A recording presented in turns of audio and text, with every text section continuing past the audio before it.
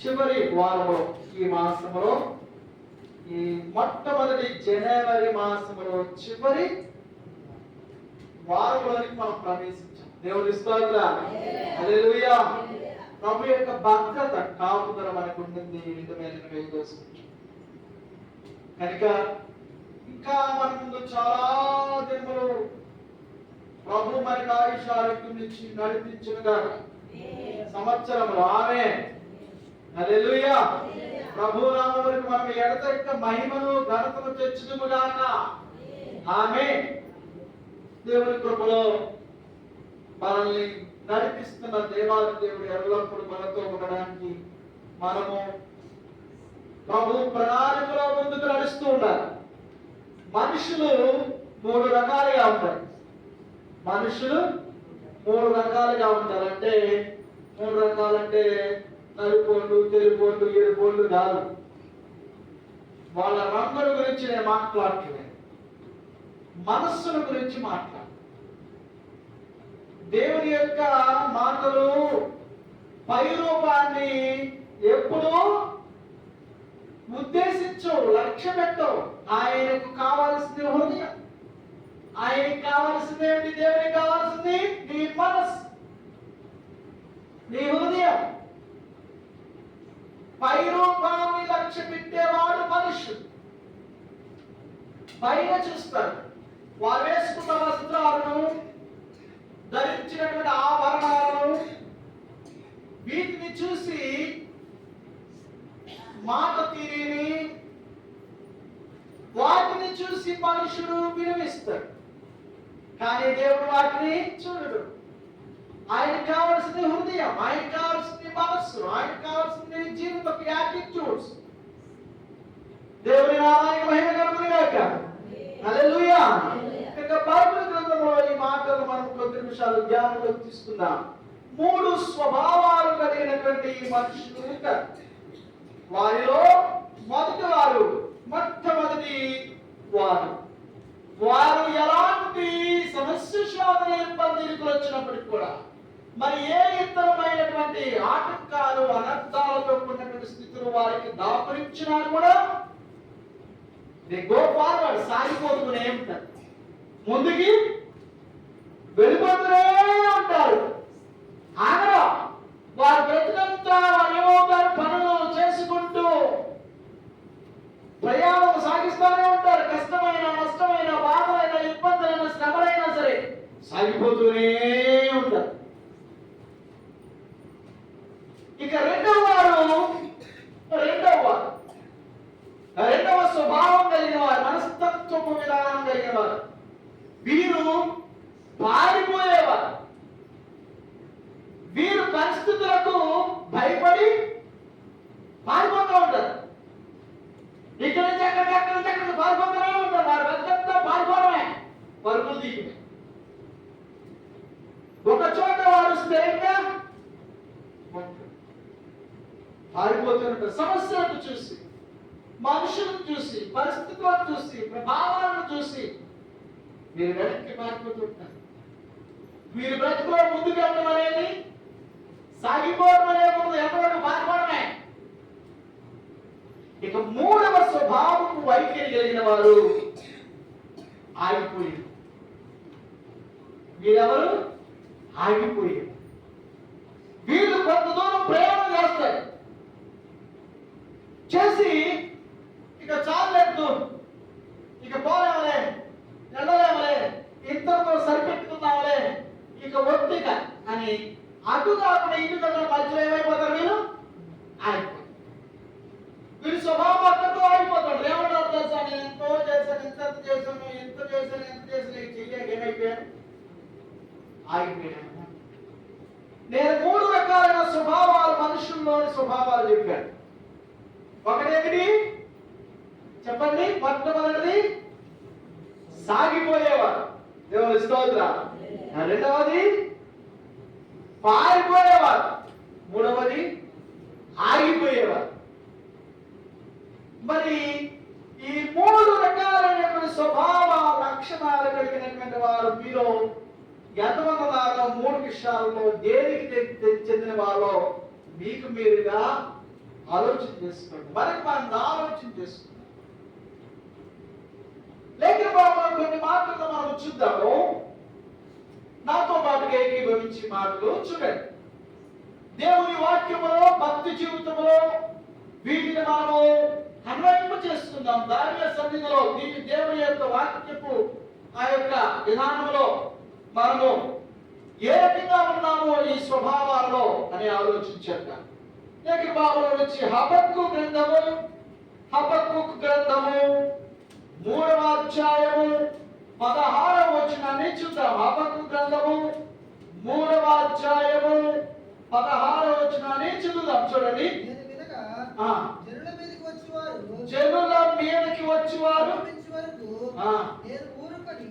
జనులు సమీపించు వరకు నేను ఊరుకొని శ్రమనందున దినములు నేను కనిపెట్టవలసి ఉన్నది.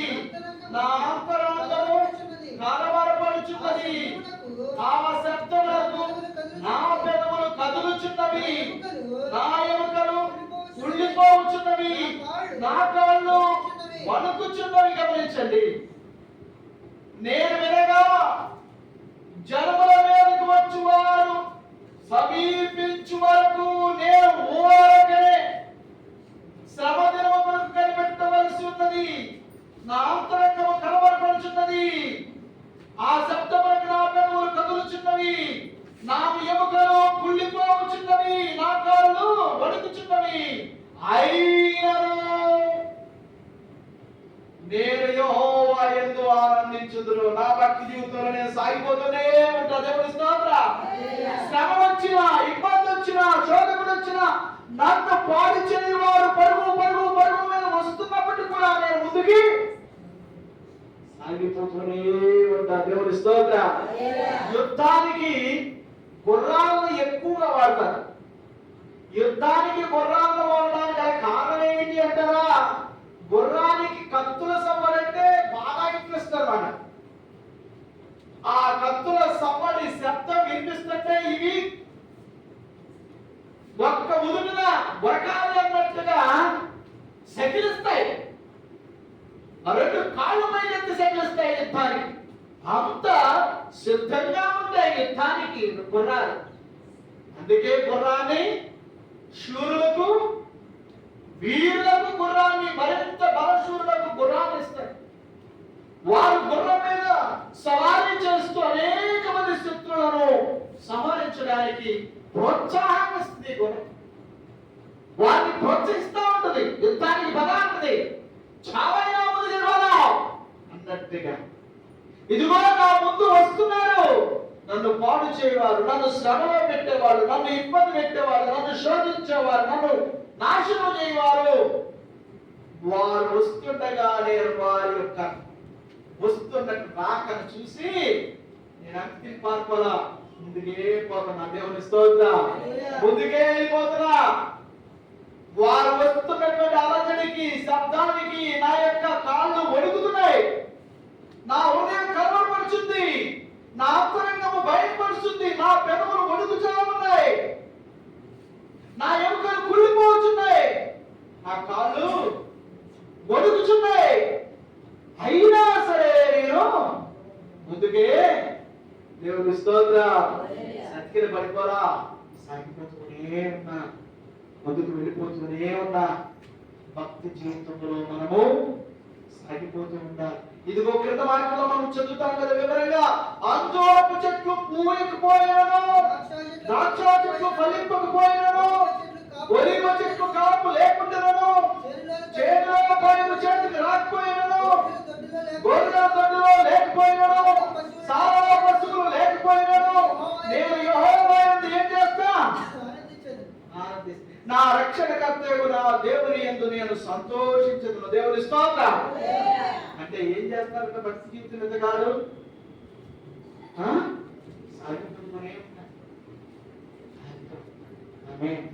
మనం చాలా మనకు మన ప్రయాణం ఆగిపోతాం, భయపడిపోతాం. మన ప్రయాణాన్ని ఎక్కడితో వెరడించేసుకుంటాం. ఎదుగుతున్న పరిస్థితులకు మనం భయపడిపోయి అక్కడితో ఆపేసుకుంటాం.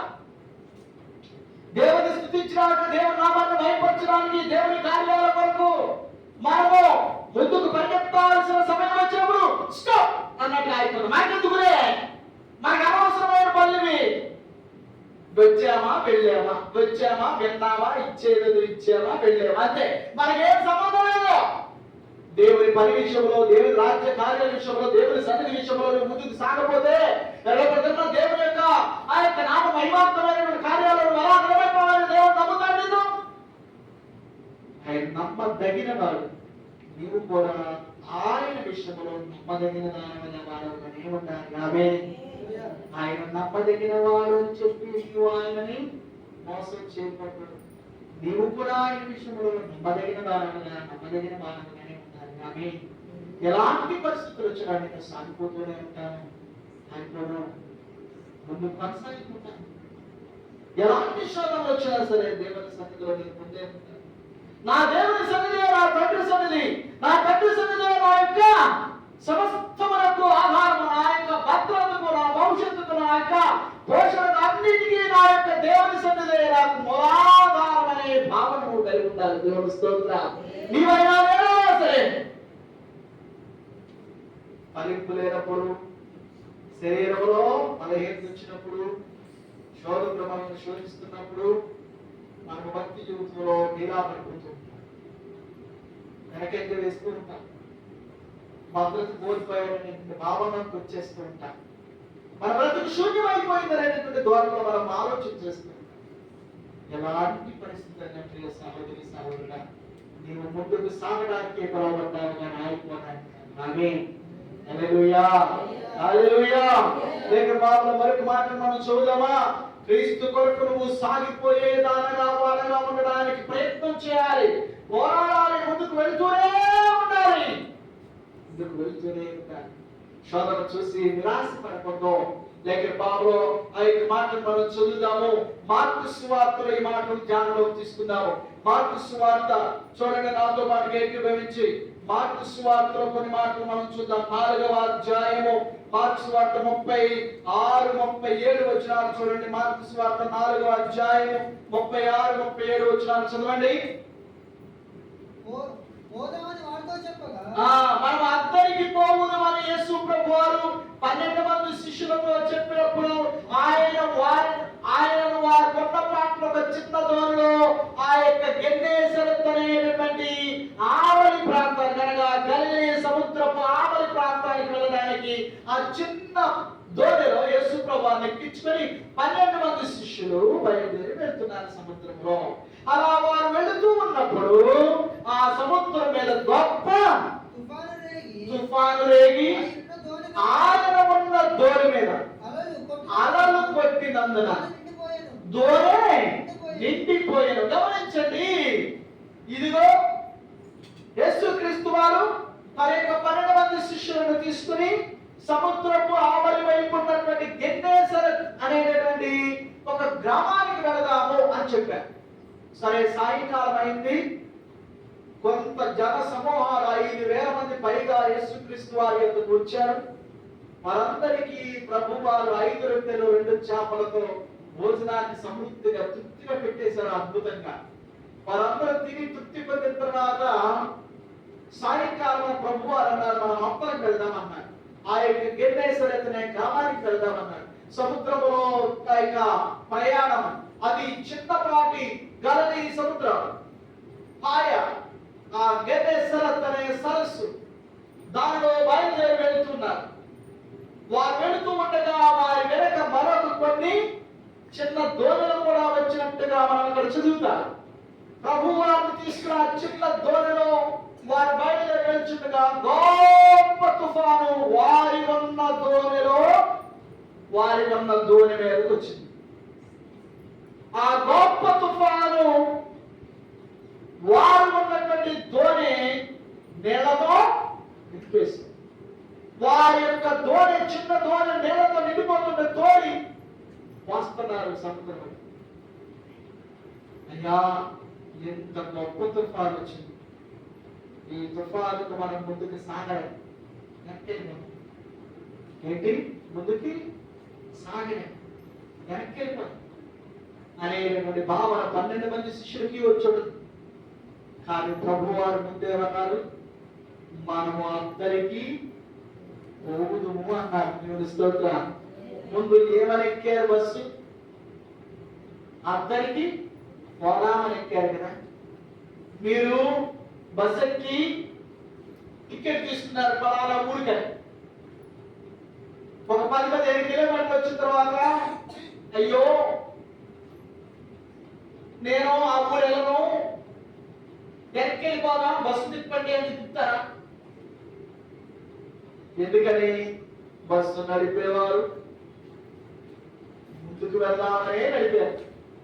కొంత దూరం ఇలాంటి తీసుకొచ్చేద్దామని మాత్రం నడిపే డ్రైవరు ఆలోచన కలిగి లేడు. ఎలాంటి సమస్య అయినా, రోడ్లు బాగోపోయినా ఎక్కడికి వెళ్ళాలి? ముందుకి వెళ్ళిపోవాలి. నీ మనస్సు మారింది కాబట్టి నువ్వేం చేయాలి? దిగిపోయి అక్కడ ఆగిపో.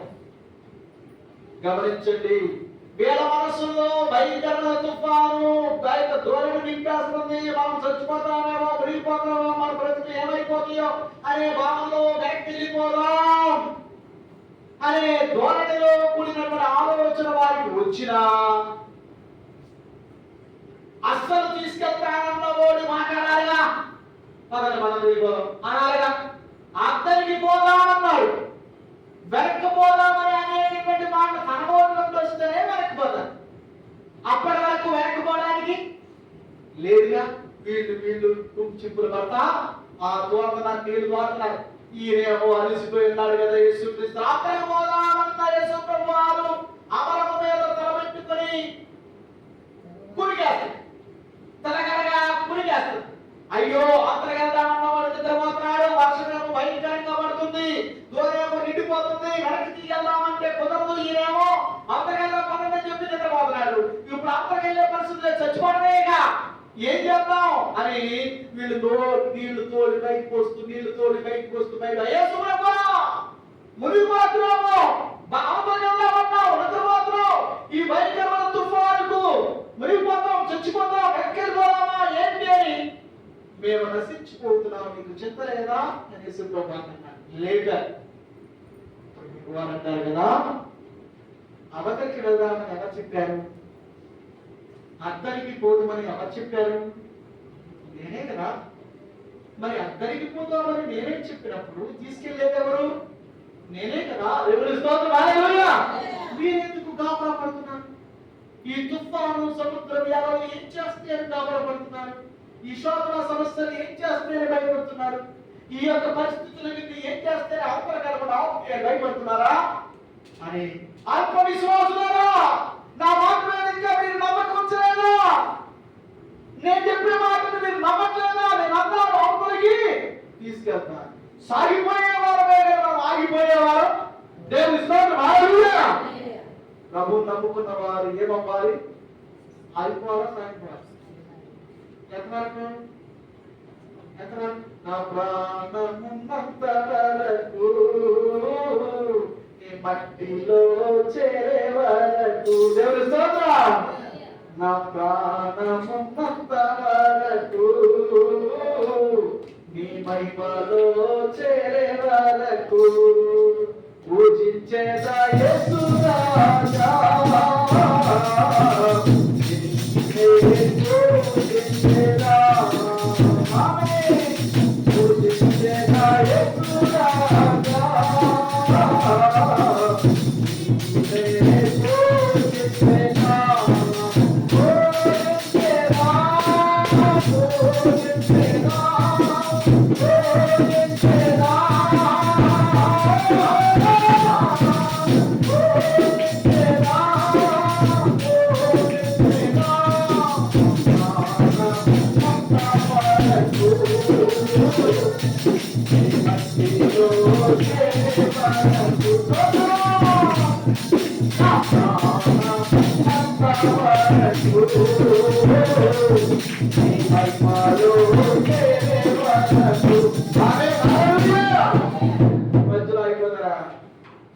మధ్యలో అయిపోతారా? ఎలాంటి పరిస్థితులు వచ్చినా ప్రభువు చెప్పారు, మనము సాగిపోయే వారమే కానీ ఆగిపోయే వారం కాదు. దేవుని స్తోత్రం. హల్లెలూయా. మరి ప్రభు ఆత్మవిశ్వాసులారా, సాగిపోదామని చెప్పాను కానీ ఆగిపోదామని చెప్పాను నేను. సాగిపోదాం పదండి. ఏమిటి అర్థం సాగిపోవడానికి? తుఫానయ్యా, అలలయ్యా, తుఫాను అలలు ఇవి మనల్ని సాగిపోవడానికి ఒప్పట్లా అంటే, సరే తుఫాను అలలు మరి ఏమైనా సరే వాటిని గద్దిస్తాను. ఇదిగో సముద్రమా నిమ్మలంగా ఉండు. దేవుని స్తోత్రం. గాలి ఆగిపో. దేవుని స్తోత్రం. సముద్రం కామైపోయింది. మీకు ఒక్క రోజుగా అంటే నోరు చూసారు. గాలి వీళ్ళంటారు ఎరియమను సముద్రము గాలి కూడా ఈ మాట వింటుంది. దేవుని స్తోత్రం. హల్లెలూయా. ఎరియమను సముద్రము గాలి కూడా ఈ మాట వింటుంది. అమ్మవారు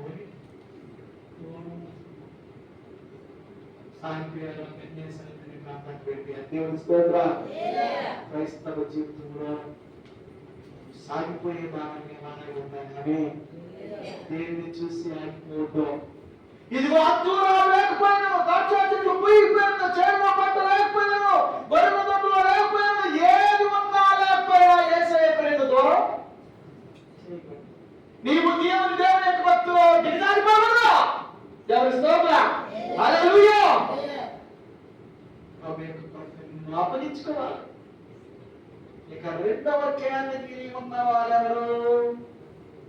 పారిపోయేవారు కదా. మీరెవరు? పారిపోయేవారు. గమనించండి, ఆ కింద మాటలో మనం చూస్తే ఆయన ఉన్న దోణి మీద అలలు పట్టినందున వారితో వచ్చినటువంటి దోణలు అనేక మంది వచ్చారు. ఆయనతో పాటుగా ఉన్న పాటన యేసు ప్రభువు ఒక చిన్న దోణిలో వారు గెన్నేసరతనే ప్రాంతానికి తీసుకెళ్ళడానికి ప్రయత్నం చేసి ఉపక్రమించి ముందుకు వెళ్తుంటే వారితో పాటుగా మరికొన్ని దోణులు వచ్చేదో అక్కడ రాయబడి, వారితో పాటుగా మరికొన్ని దోణులు వచ్చాయి. మరి ఈ మరికొన్ని దోణులు ఎవరించింది? ఈ మరికొన్ని దోణులు ఏమైంది? వారితో పాటు వచ్చిన మరికొన్ని దోణులు పారిపోయింది. దేని చూసి? తుఫాను చూసి, ఆ యొక్క భయంకరమైన గాలిని చూసి, అమోరి తుఫాను వాళ్ళు చచ్చిపోతాం ఆయన ఎక్కడ వరకు వచ్చి అక్కడి నుంచి యేసు ప్రభువుని వెంబడించి సగం వరకు వెంబడించి తుఫాను గలిబిలు ఆలోచన చూసి వాళ్ళు ఎక్కి పారిపోయారు. ఇక్కడతో చాలు, ఈ గొంతు పారిపోతే ఎక్కడిపోదామని చెప్పేసి ఒక రాజుగా ఒక దేశం మీద యుద్ధాన్ని పడడానికి తన యొక్క సైన్యాన్ని సిద్ధం చేసుకున్నాడు. ఆ దేశం మీద యుద్ధాన్ని పడ్డాక ఒక పెద్ద ఏరు దాటాలి. సరే, ఆ ఏరు మీద ముందు చెక్క వంతెన వేయించాడు. ముందుగా అవతల ఉన్నటువంటి దేశంలోనికి యుద్ధాన్ని పడడానికి యువతల చేపల గడ్డ మధ్యలో ఏరు ఉంది. ఏరు దాటడానికి ముందు చెక్క వంతెన ఒకటి వేయించాడు. ఈ చెక్క వంతెన ఒకటి వేయించి ఆ దేశం మీదకి ఈ రాజు యుద్ధాన్ని ప్రకటించాడు. యుద్ధాన్ని ప్రకటించగానే ఆ దేశస్తులు కూడా సరైనట్టుగా ఈ దేశపు రాజు యొక్క కవ్వింపు చర్యలకు వారు యుద్ధానికి సై అన్నారు. ఇక ఈ దేశపు రాజు వేసుకున్నటువంటి ఆ చక్రవర్తి మీద పడి ఆ సైన్యాన్ని తీసుకుని అవతల వైపుకి వెళ్ళి యుద్ధం చేస్తా ఉన్నాడు. మొదటి రోజు యుద్ధం జరుగుతా ఉంది. ఈ యుద్ధం జరుగుతా ఉండగా సాయంత్రానికి ఆ దేశస్థులు, ఆ దేశపు సైనికులు ఈ దేశస్థులు ఓడిస్తున్నారు. ఓడిస్తుంటే సైనికులు అందరూ కూడా వెనక్కి పారిపోయి వచ్చేసారు. ఈ చక్రవర్తి మీద నుంచి ఈ దేశానికి వచ్చేసారు. వచ్చేసి బతికిపోయేవాడు ఆయన అని చెప్పేసి ఆ చక్రవర్తి తీసేశారు. మరలా కొద్ది రోజులు వీరిని వేరు సిద్ధం చేసుకుని మరలా యుద్ధాన్ని ప్రకటించారు. మరలా చక్కగా చక్రవర్తులు పరుచుకున్నారు. చక్రవర్తుల మీద వెళ్ళిపోయారు. వెళ్ళిపోయి యుద్ధాన్ని చేస్తూ ఉన్నారు. యుద్ధం చేస్తూ ఉంటే రాజు సైనికులు అందరూ కలిసి యుద్ధం చేస్తుంటే యుద్ధం చేస్తూ ఉన్నటువంటి సందర్భంలో ఈ యుద్ధాన్ని ప్రకటించినటువంటి రాజు యొక్క సైనికులు అనుకున్నారు కదా, యుద్ధం చేస్తారే ఒకవేళ వారు మనల్ని గెలుస్తున్నారు అని అనుకుంటే ఏం పర్వా, మనకేముంది, చక్రవర్తి ఉంది, వెనక తిరిగి పారిపోవచ్చు, మనకేముంది వెనక తిరిగి పారిపోవడానికి, చక్రవర్తి ఉంది, పారిపోవచ్చు అని చెప్పి అన్నాడు. ఆ మాట ఎవరి చెవులు పడింది? రాజు చెవులు పడింది. వీళ్ళు గెలవకపోతే పారిపోదాం, వెనక తిరిగి పారిపోదాం అనే ధోరణిలోనే ఉన్నారు కానీ గెలవాలి, నేను జయించాలనే మనస్తత్వం వేడని లేదే. వీరింటికి ఎలా తయారయ్యారు? కారణం ఏమిటి అంటే వీళ్ళు ఆప్షన్ కలిగి ఉన్నారు.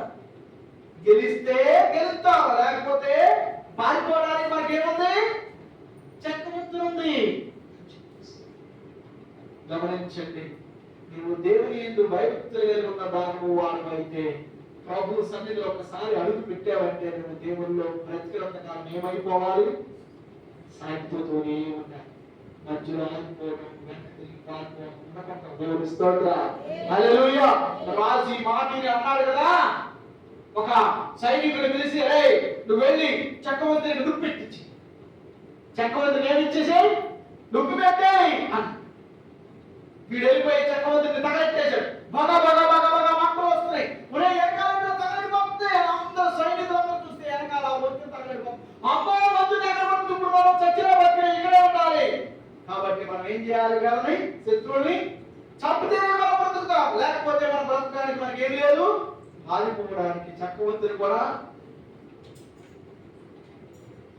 నువ్వు పారిపోయే దానం కాదు, నీవు సాగిపోయే దానం మానవుగా ఉండాలి. ఆమేన్, హల్లెలూయా.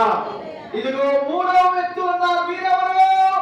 వీరు ఆగిపోయి, వీళ్ళు సాగిపోరు, రెండవది పారిపోరు.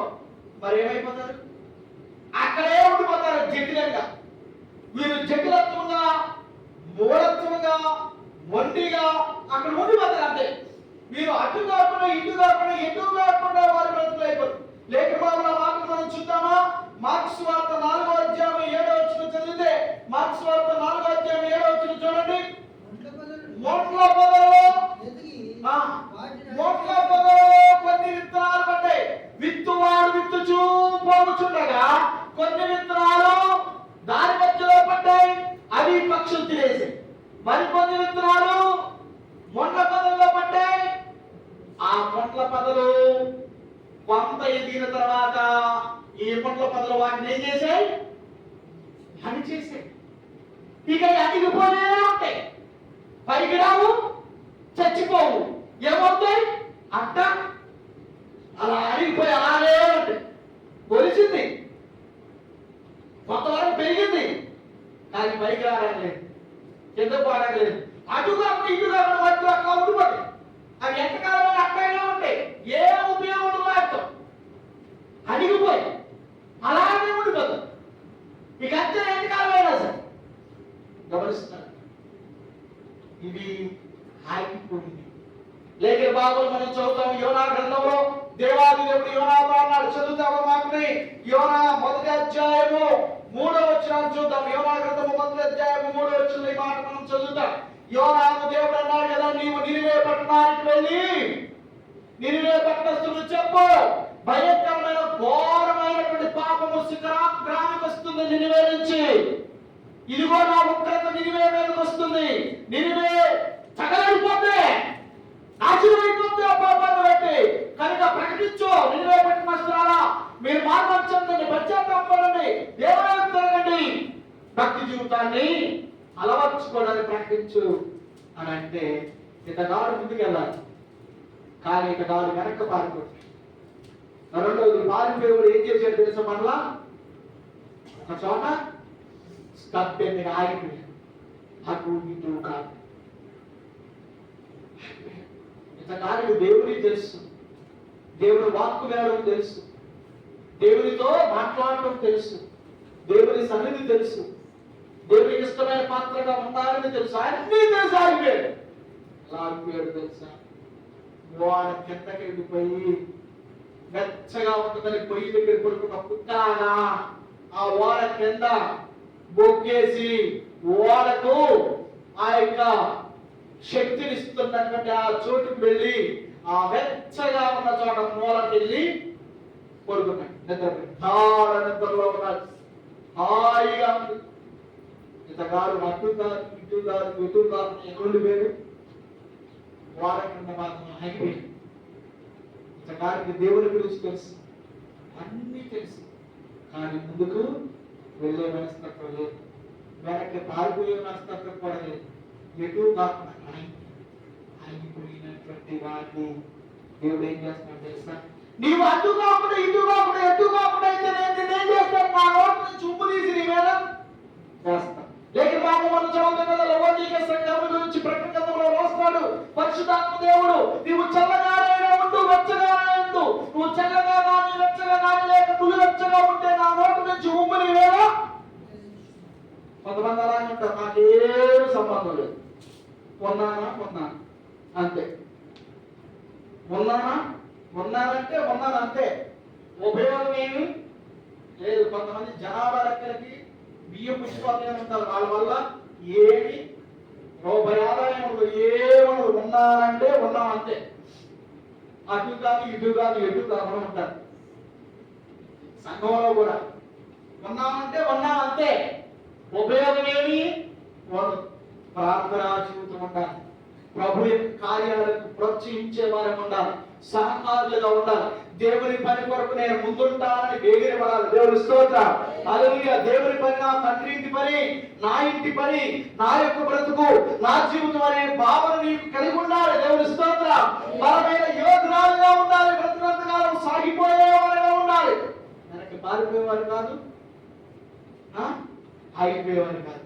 మనందరం ఎవరిని క్రీస్తు కొరకు సాగిపోయేవారు. ఆమె సాగిపోదు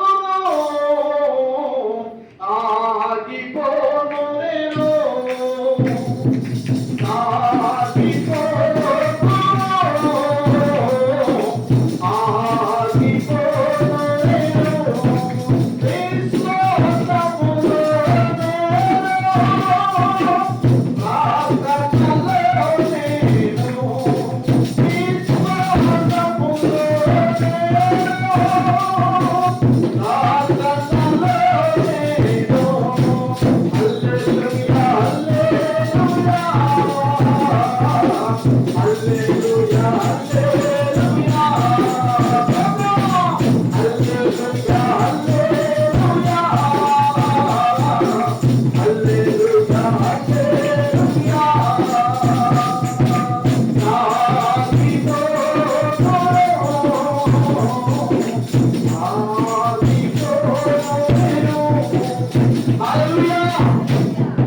ప్రభు సన్నిధిలో ఎలాంటి శోధనలు ఇరుకులు ఇబ్బందులు సమస్యలు వచ్చినప్పుడు కూడా, మరి ఏ పరిస్థితులు వచ్చినప్పుడు కూడా నేను దేవుని సన్నిధిలో ఉండడానికి ముందుకు సాగిపోయేవాడను దాన్నే గాని వాటిని వీటిని అడ్డం పెట్టుకుని ఏవేవో సాకులు పెట్టుకుని మరి ఏ ఇతరమైనటువంటి కారణాలు పెట్టుకుని నా భక్తి జీవితంలో నేను అక్కడే స్టబ్బెన్గా అనగా మొండిగా ఆగిపోయేదాన్ని కాదు, వెనక్కి పారిపోయేదాన్ని కాదు, వాడను కాదు, నేను ఏమిటి క్రీస్తు వరకు సాగిపోతాను.